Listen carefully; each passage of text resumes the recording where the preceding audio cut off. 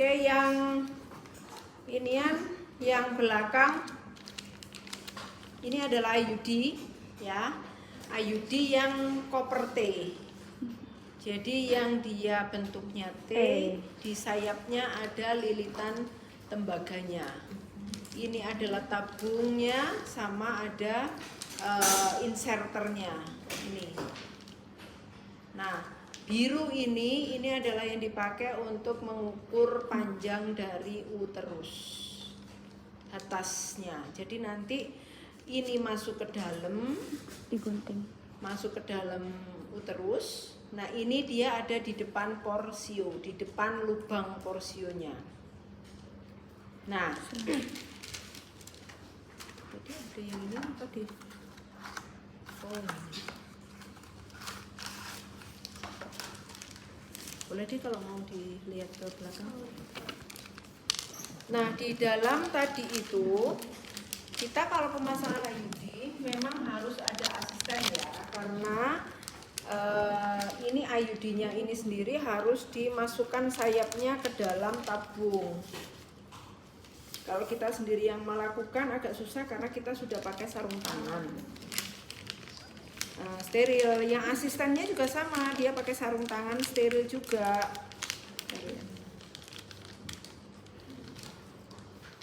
Nah, ini loh koper T itu seperti ini. Ada benangnya.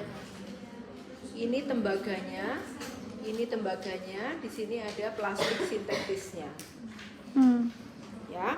Nah, kalau dia mau memasukkan, ini dimasukkannya sebenarnya masih dalam bentuk di plastik, kemudian kita masukkan, bukan di luar. Cuman karena saya susah mempraktekannya kalau dia di dalam plastik karena posisi ada yang di belakang, jadi langsung saja dia di sini. Sedangkan kalau bagaimana caranya sebenarnya ada di video, ya.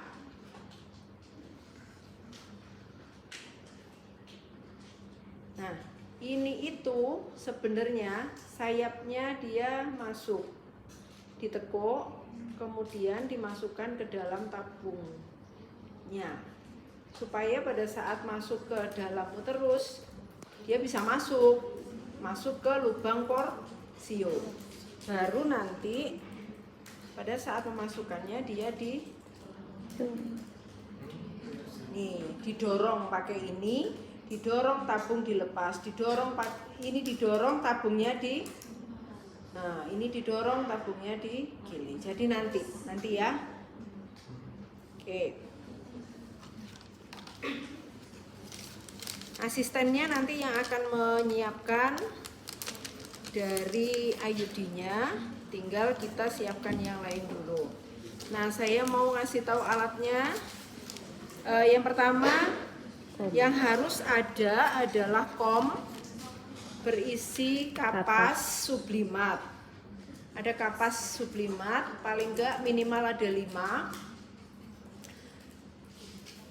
Jadi kapas ini dia direndam dengan air safflon, direndam dengan air DTT juga bisa, direndam dengan air NaCl juga bisa, karena mau dipakai untuk vulva hygiene. Ya. Nah, kemudian alatnya, karena alatnya besar-besar, kita butuh bak instrumen yang besar. Apa saja alatnya selain bengkok ya? Yang di dalam bak instrumen steril itu adalah satu pasang sarung tangan yang steril, kemudian ada cucing itu yang bedul kayak gini, ini namanya cucing.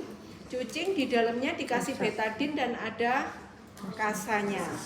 Nggak usah banyak-banyak betadinnya karena nanti kita nggak bisa kayak rawat luka yang pakai 2 pinset kemudian diperas gitu, nggak bisa.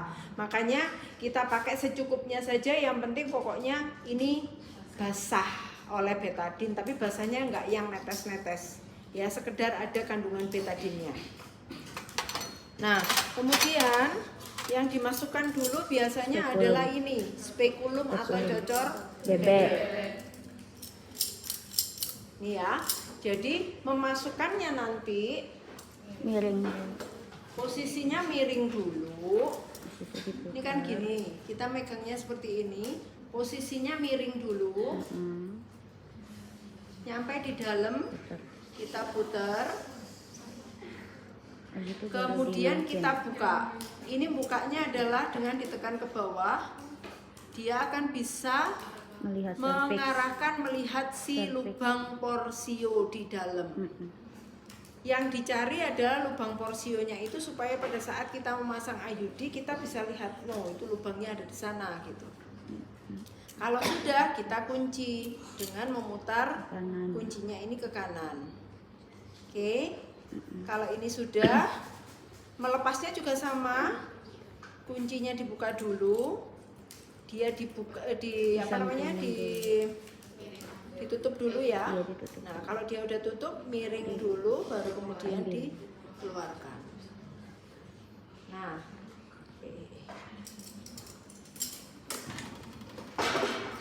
cocor bebek ini macam-macam ukurannya, size-nya macam-macam. Ini adalah yang terkecil.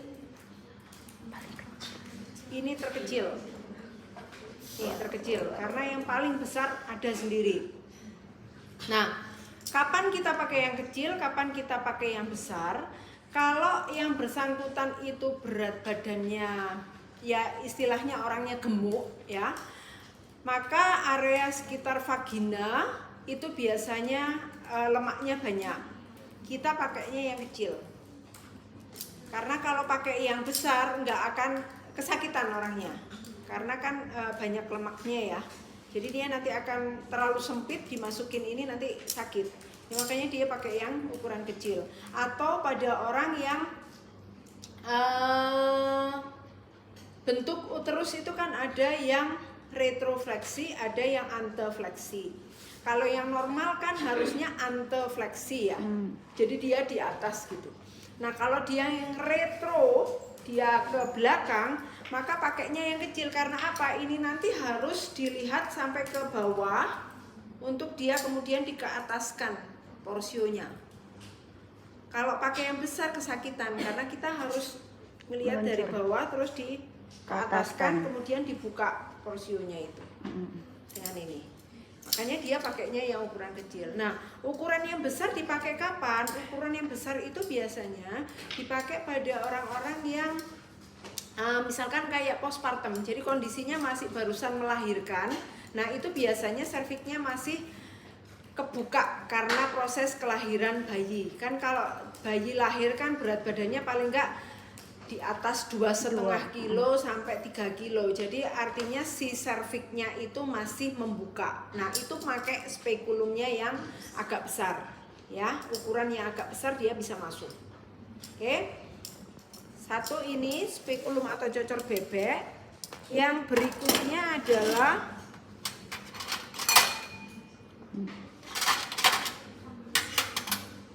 ini namanya oval holder atau oval clamp. Ini dipakai untuk menjepit kasa karena kasa itu dipakai untuk membersihkan area serviks dan porsio. Makanya butuhnya adalah yang tangkainya panjang. Ini namanya tenakulum. Tenakulum itu di sininya lancip ya. Dia dipasangnya adalah di porsio. Misalkan ini gini ya, porsio dia ditaruh di angka di jam 11 atau di jam 1, kemudian dijepit. Ini dipakai untuk mempertahankan posisi porsio supaya dia tetap berada di area pandangan kita di spekulum. Karena kalau nggak difiksasi dengan ini, biasanya dengan ibunya bergerak sedikit, itu porsionya dia geser dari lapang pandang spekulum. Makanya dia dijepit ini dan pasti akan menimbulkan luka berdarah karena ini tajam. Pemasangan IUD tidak pakai anestesia. Oke.